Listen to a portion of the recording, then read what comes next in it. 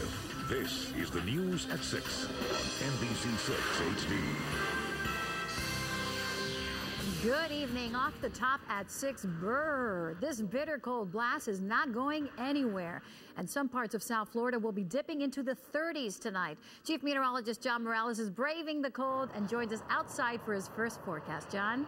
Well, it's worth being outside to experience this. This could be potentially a historical cold snap here in South Florida, not because of the severity of it, but because of the length of it. Just how many days in a row we're going to have of this stuff, the cold stuff down here in South Florida. Now, we've got temperatures right now in the 50s all across the metro area. We're talking about 59 degrees in Miami and 58 in Fort Lauderdale. Some of the colder spots right now include Pompano Beach at 56 degrees. Now, this morning we had lows into the mid-40s. The low in Miami was 44. The low in Fort Lauderdale was 43. And we're expecting temperatures over the next couple of days to, well, dip even colder. As a matter of fact, they'll look like this in many locations by tomorrow night. They'll be in the 30s in most spots, and you saw those temperatures in Weston this morning were in the upper 30s. So for the next several days, we're talking about temperatures near or below 40 degrees for the next 2 nights, and then mid-40s for Thursday. A venerable heat wave in my forecast for Friday with a low temperature of 56. We might very well set a record, by the way, for tomorrow night, as Wednesday morning we'll wake up with 38 degrees. So here's the way the night is shaping up. We're talking about temperatures dropping rather rapidly into the mid-40s by midnight and to about 40 by late tonight. Waking up tomorrow, time you go to school or to work, at about 44 degrees, 54 at noon, only 58 degrees for the high for the entire day tomorrow. A very, very chilly day indeed for South Florida. I'll be back with more details in just a little bit, Jackie. John, thanks. Developing news right now. Police say a man set his mother on fire, killing her and injuring his father in northwest Miami-Dade. That's where we find Amara Sohn live on the scene with the latest on the investigation. Amara? Jackie, this is such a heart-wrenching story when you hear that this family did everything together. They just celebrated the holidays as a seemingly happy family. And then you have this, an altercation between the father and the son just after 12 o'clock this afternoon.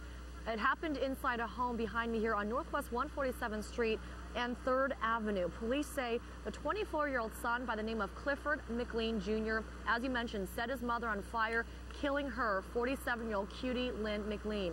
Now, Miami-Dade police say the suspect then beat up his father, then took off in his mother's Nissan. Coincidentally, there was a home invasion just a few blocks away from the scene where a North Miami Public Works truck was stolen. And it doesn't stop there. The driver of that truck was involved in at least 3 hit-and-run accidents in Miramar, another in Pembroke Pines. When police caught up with the man in Pembroke Pines, they say he was violent.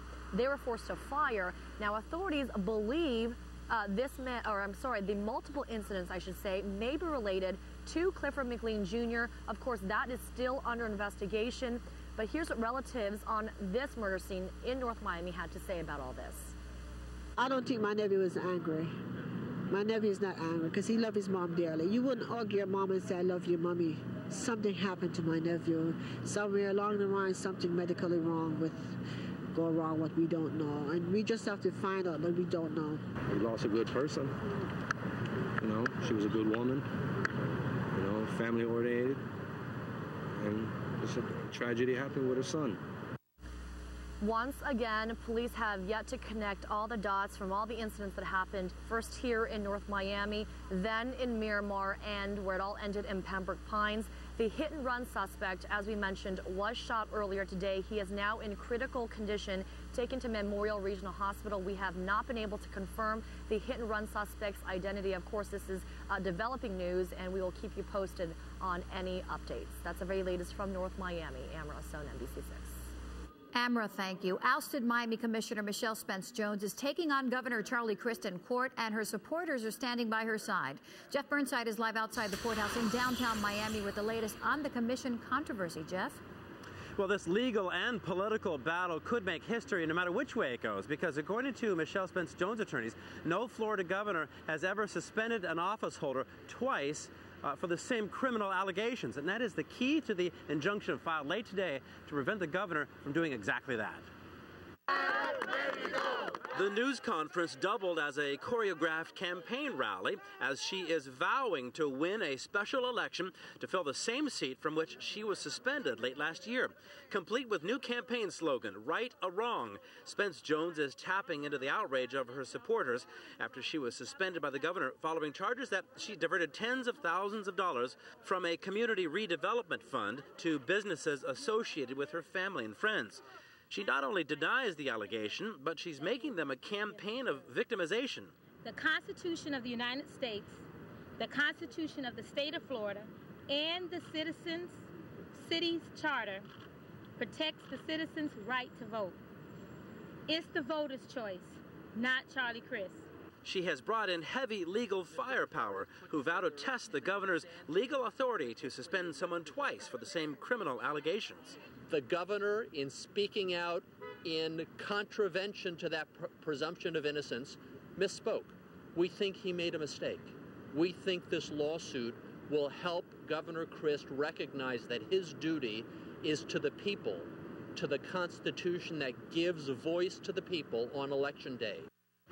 And the way he explains it is this way. He says the provision in the law that gives the Florida governor the right to suspend someone allows voters then to make a decision. If they make a decision to re-elect that person after they are already aware of those criminal allegations, then they're doing so fully informed. The special election is this Tuesday, January 12th. Michelle Spence Jones already has her entire campaign team in place from the previous election. She vows to win.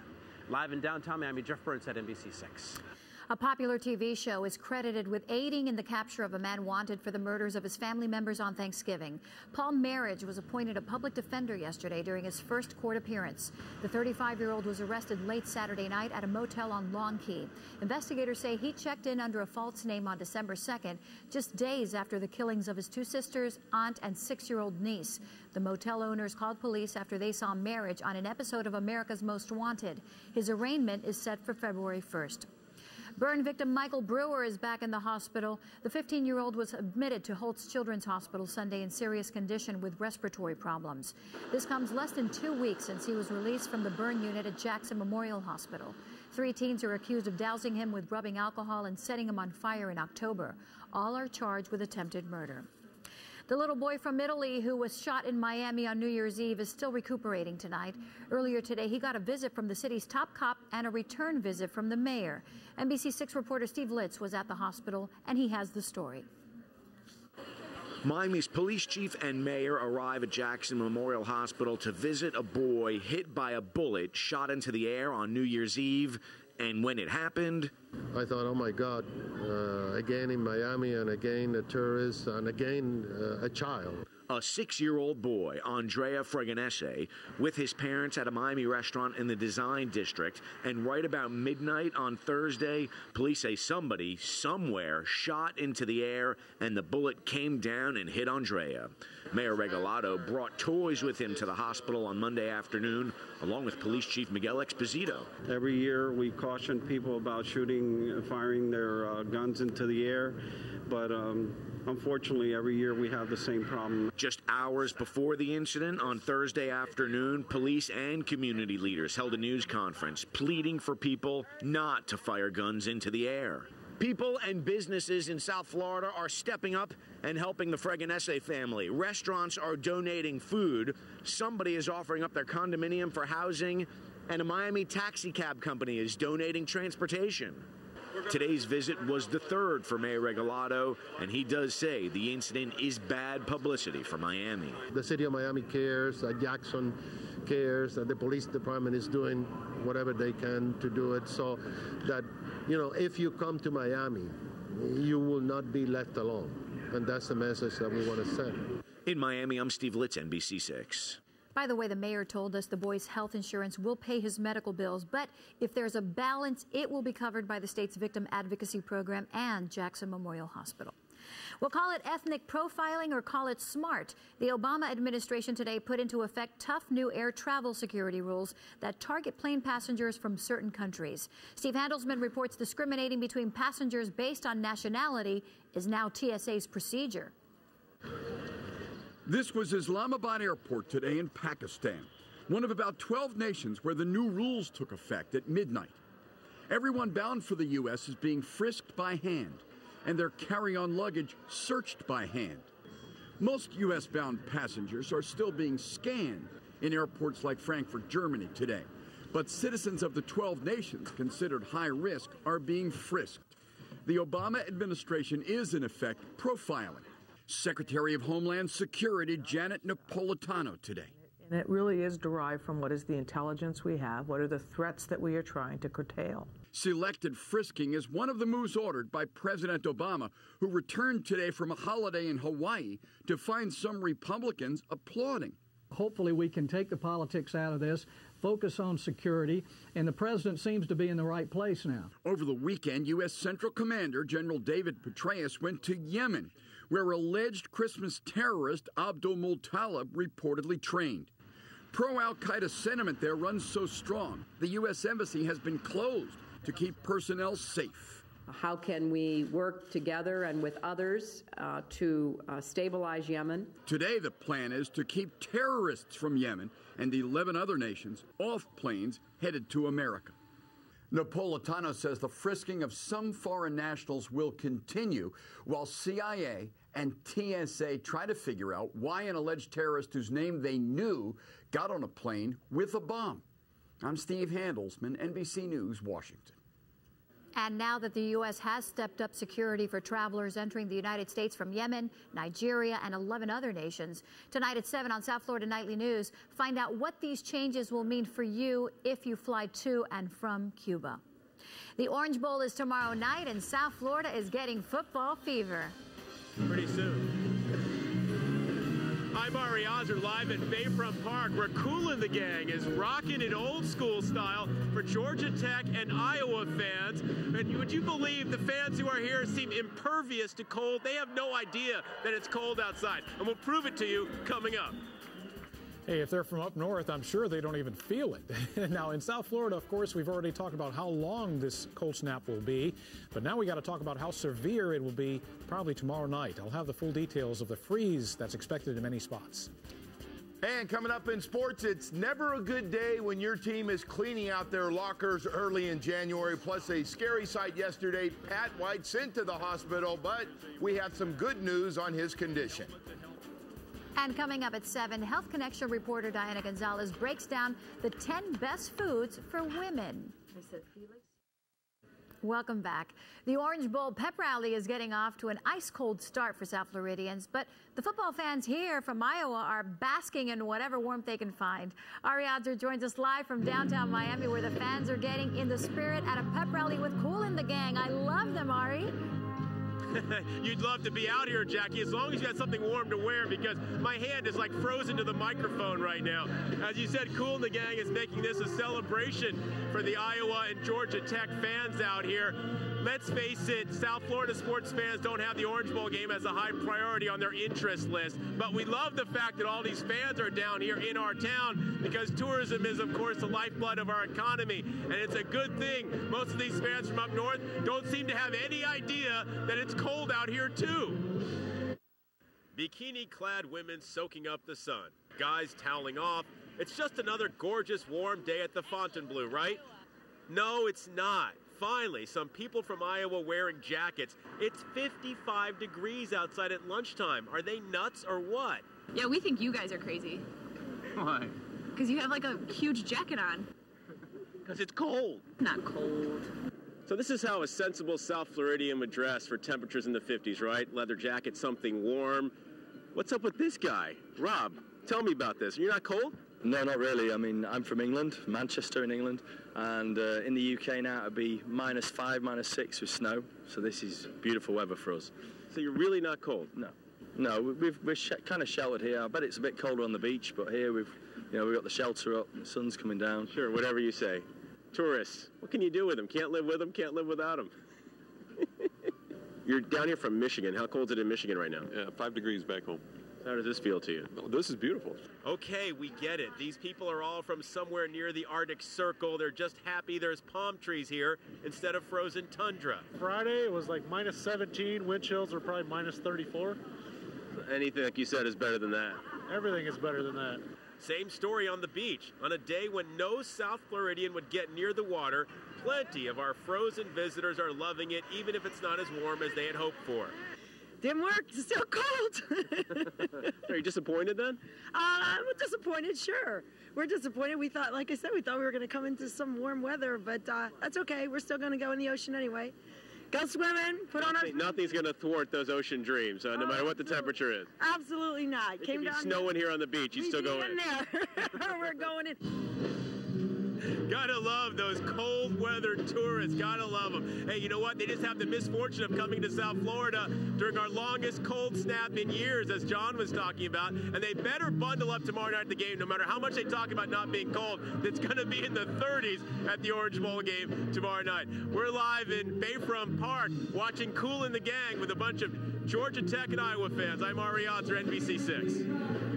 Hey, thanks, Ari. Well, indeed, it will be in the 30s by the end of tomorrow night, and it would be the coldest night of this entire cold snap that we're expecting here in South Florida. We've already had, let's see, 1, 2, 3 nights in a row of temperatures below 50 degrees. We've got 3 more to go, probably before it bumps up into the 50s for nighttime lows by early morning Friday. The last time this happened, January 2001, so this would be the longest cold snap anyway for nighttime temperatures in 9 years.